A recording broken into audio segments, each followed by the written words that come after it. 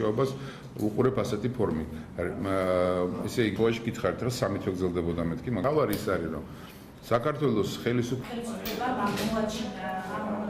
ახმოვანებდნენ ფაქტს იმის თაობაზე, რომ ვანამერების ამ ხელისუფლების პირობებში ასეთი ლაპარაკი ამირეჯიბის ნათქვამს ვერ დავეყნობით ალბათ 7 წელი თუ არ ვწდები და მეორე 2011 მოდანილი დააპოცა. სომხეთიდან შემოტანილი და დღევანდელი ეს არის მათი გავლენების გამოყენება სხვა ქვეყანაში ასეთი მოვლენა მართალია ის.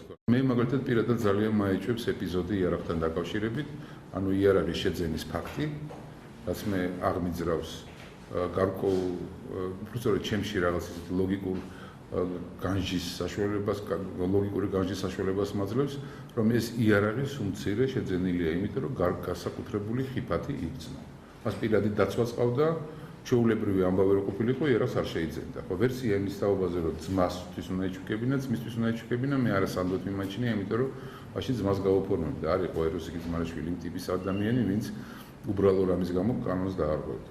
მოდანილი დააპოცა. სომხეთიდან შემოტანილი დააპატიმრა.